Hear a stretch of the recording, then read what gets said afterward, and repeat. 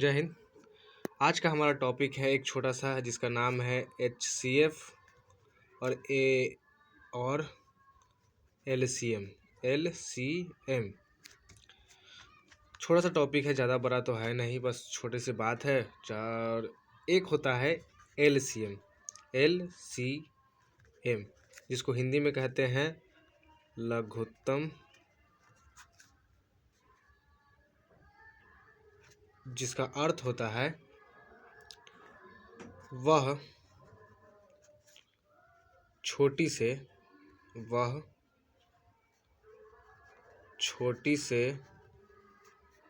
छोटी संख्या जो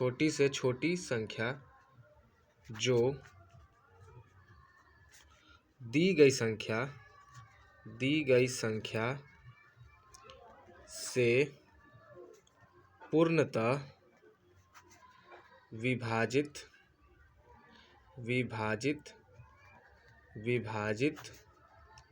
हो जाए। तो लघुत्तम का अर्थ होता है LCM। लघुत्तम को कहते हैं LCM, अर्थात उसका फुल फॉर्म अगर हम देखना चाहें तो कहेंगे लोएस्ट कॉमन मल्टीपल, सबसे छोटा गुणज। कहने का अर्थ है कि वह छोटी से छोटी संख्या, वह छोटी से छोटी संख्या जो दी गई संख्या से पूर्णतः विभाजित हो जाए, क्या कहलाता है? LCM। जैसे अगर हम एग्जाम्पल देना चाहें तो एक हम संख्या ले लेते हैं 5 और एक संख्या ले लेते हैं 15। हमारे पास दो संख्याएं हैं, एक 5 और एक 15। तो एक हमको निकालना है LCM। तो एक तरीका है तो कि हम सोचें कि वह छोटी से छोटी संख्या जो दी गई संख्या से पूर्णतः कट जाए। तो 5 और 15 से वह छोटी संख्या सोचना है जो पूर्णतः कट जाए। तो क्या सोच रहे हैं आप लोग? जहाँ तक हमें लगता है आप लोग सही सोचे होंगे। वह संख्या है 15, अर्थात कि वह सबसे छोटी संख्या है जो 5 से भी चल जाएगा और 15 से भी। 5 से 3 मरतबे में कट जाएगा और 15 से 1 मरतबे। तो इससे अगर कोई छोटा हम सोचना चाहे तो फिर अगर सोचा जाएगा तो 5 से कटेगा पर वह 15 से नहीं कटेगा। ठीक, तो LCM है, ये हो गया LCM। एक होता है, इसका नाम है HCF। इसको हिंदी में कहते हैं महत्तम। वैसे तो महत्तम समाप्रत्यय कहते हैं, महत्तम कहते हैं। तो इसका अर्थ होता है वह बड़ी से बड़ी संख्या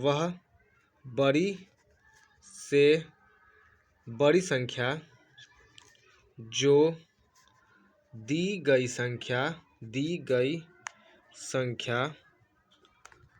संख्या को पूर्णतः विभाजित कर दे।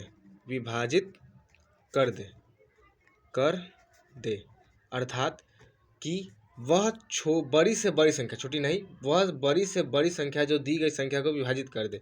जैसे LCM में क्या था कि वह छोटी से छोटी संख्या जो दी गई संख्या से विभाजित हो जाए और को विभाजित कर दे, दोनों में अंतर है। जैसे एग्जाम्पल लेते हैं, जो पहला वाला था 5, जैसे एक संख्या था अपने पास 5 और एक था 15। अगर हम इसका HCF निकालना चाहें तो एक तरीका तो यह है कि हम सोचें कि वह बड़ी से बड़ी संख्या जो दी गई संख्या को पूर्णतः विभाजित कर दे। तो आप लोग क्या सोच रहे हैं? जहाँ तक सही हमें लगता है आप लोग सही सोचते होंगे। वह सबसे बड़ी संख्या है 5। अगर हम 5 से इस दोनों को विभाजित करें तो वह पूर्णतः कट जाएगी। 5 से बड़ी कोई संख्या नहीं है जिससे भाग देने पर यह दोनों संख्या पूर्णतः कट जाए। तो HCF क्या है? 5। ये तो हो गया कि सोचने वाली बात है। ये हो गया LCM, ये तो सोचने वाली बात है। लेकिन अगर आपको संख्या दी जाए तो कैसे निकालिएगा आप? तो अलग अलग विधियां बनाई गई है, अलग अलग बहुत सारी विधि हैं, पर मेनली जो अपने यहाँ प्रचलन में है एक विधि है LCM की।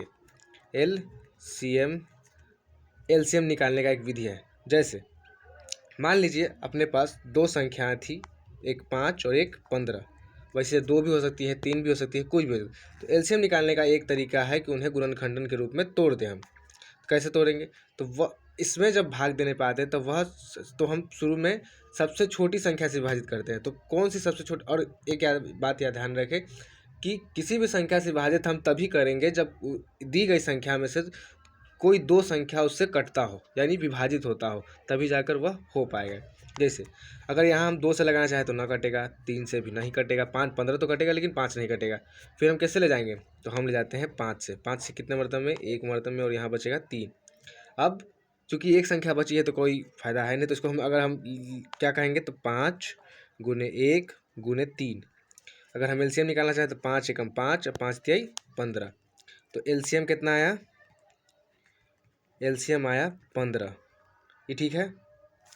अगर हम कोई दूसरा एग्जाम्पल, यह 2 संख्या वाली एग्जाम्पल थी,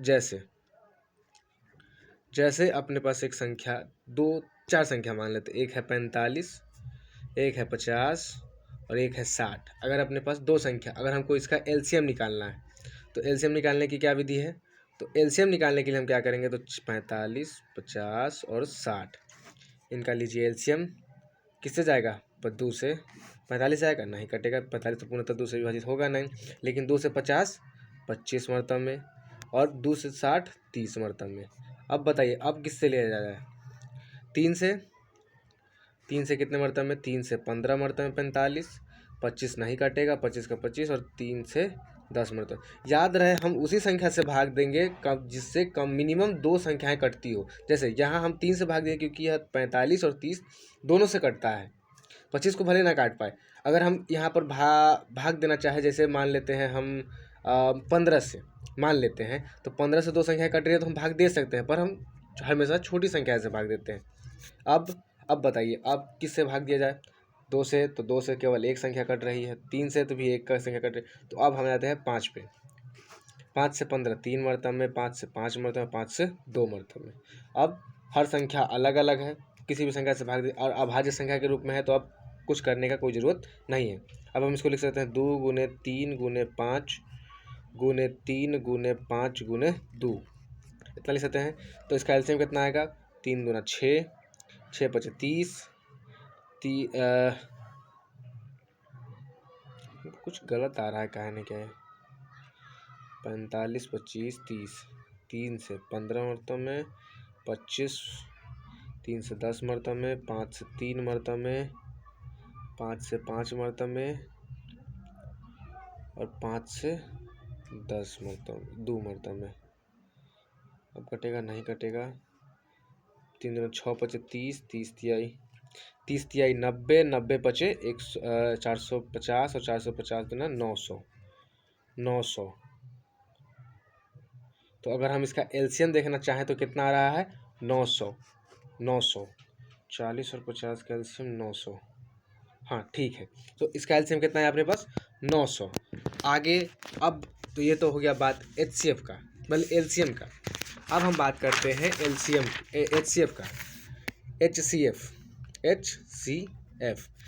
क्या होता है, तो एचसीएफ का अभी कुछ समय पहले बताया कि वह बड़ी से बड़ी संख्या जो दी गई संख्याओं को पूर्णतः विभाजित कर दे।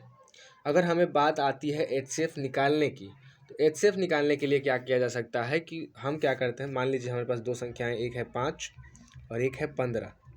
अपने पास 2 संख्याएं हैं, अगर हमें एचसीएफ निकालना है तो एक तो तरीका है सोचे कि वह बड़ी क्या बोलते हैं वह बड़ी से बड़ी संख्या जो दी गई संख्या को पूर्णतः विभाजित कर दे, या फिर दूसरा ऑप्शन है कि एचसीएफ निकालने के लिए हम क्या करते हैं कि एक तरीका है कि हम क्या करें, दोनों को अभाज्य गुणनखंड के तौर पर तोड़ दें। तो अगर हम 5 को देखें तो 5 खुद ब खुद एक अभाज्य संख्या है, तो इसको सही रहने दीजिए।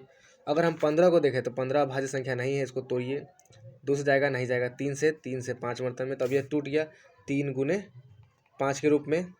अब एचसीएफ निकालने का एक तरीका होता है, यह जो विधि है इसको गुणनखंडन विधि कहते हैं। एचसीएफ निकालने का एक तरीका है कि हम क्या करें कि दोनों में देखिए कौन सा भाग कॉमन है, इसमें एगो 5 कॉमन है, इसमें एगो 5 कॉमन है, तो हम दोनों के बदले एक ले लेते हैं 5।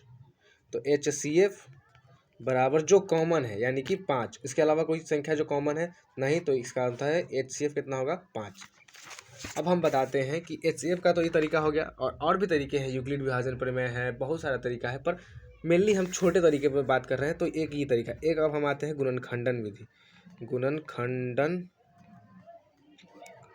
खंडन विधि, जिससे एलसीएम और एचसीएफ दोनों निकाले जा सकते हैं।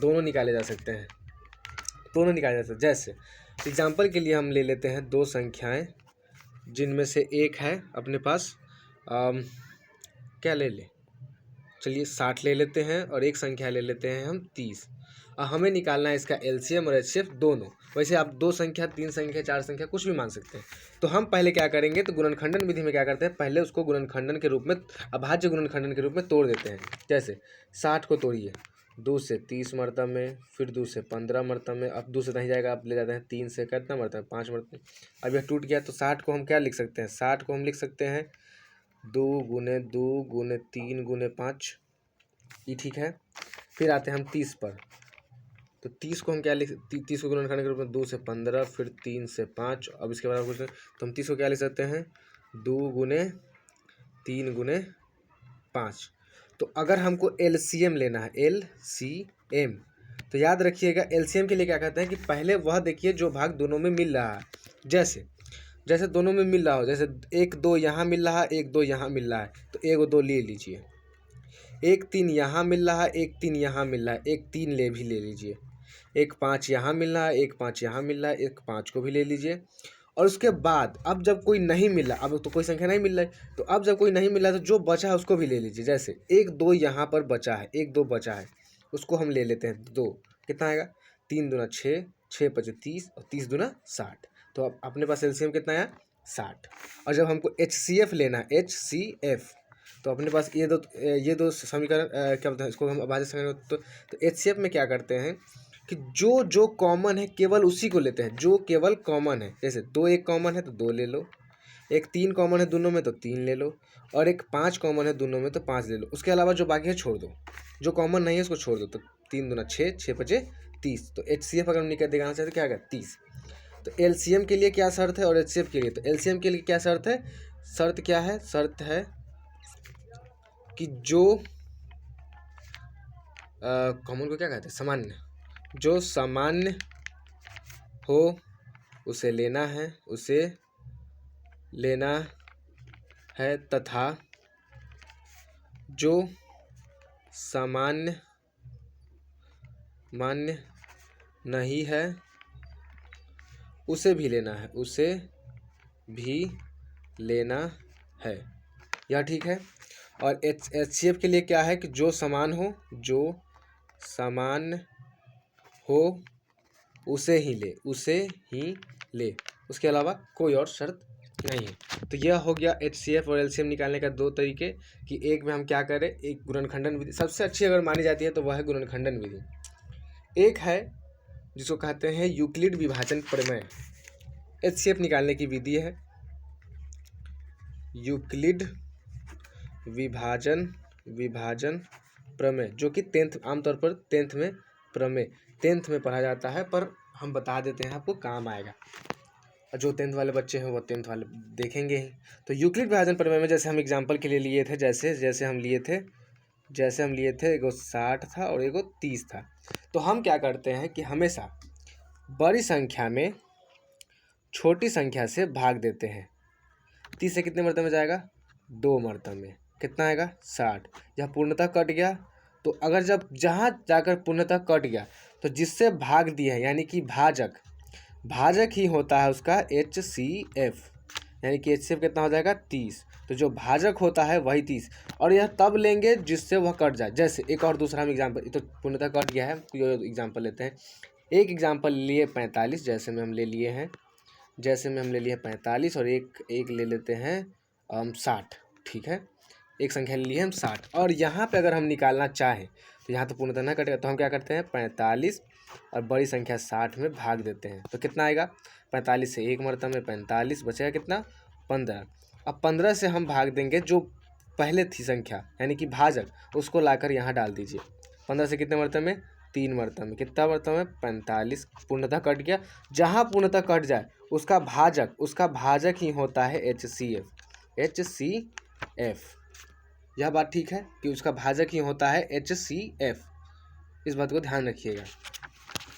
एक लास्ट छोटा सा चीज़ बता देते हैं जो कि आमतौर पर 10th वाले बच्चों के लिए खास होता है, जिसको कहते हैं कि हमेशा ध्यान से देखिएगा, हमेशा एलसीएम गुने एचसीएफ बराबर होती है दी गई संख्याओं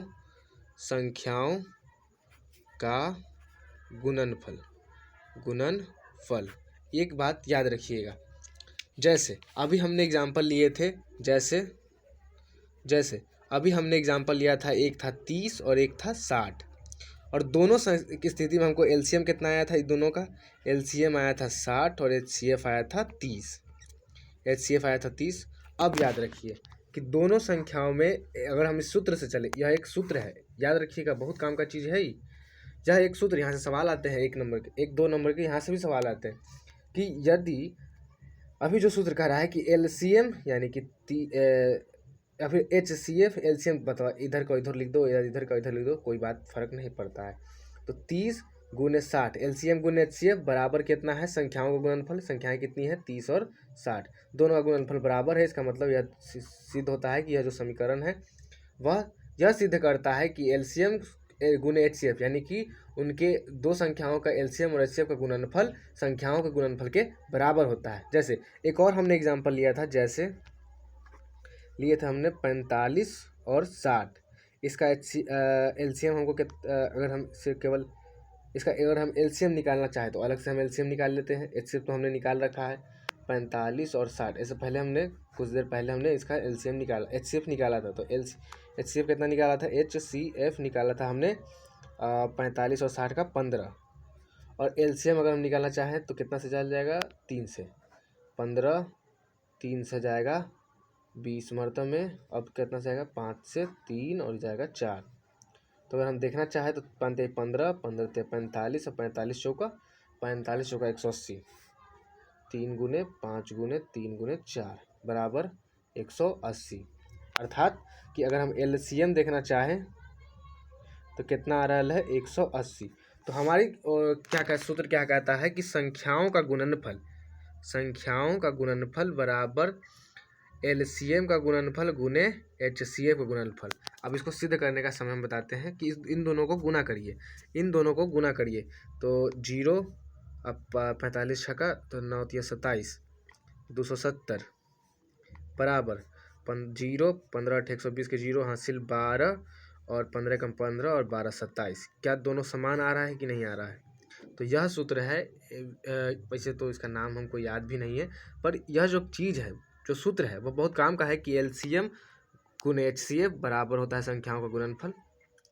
तो आपको कैसा लगा यह वीडियो ज़रूर बताइएगा कमेंट में। Thank you so much.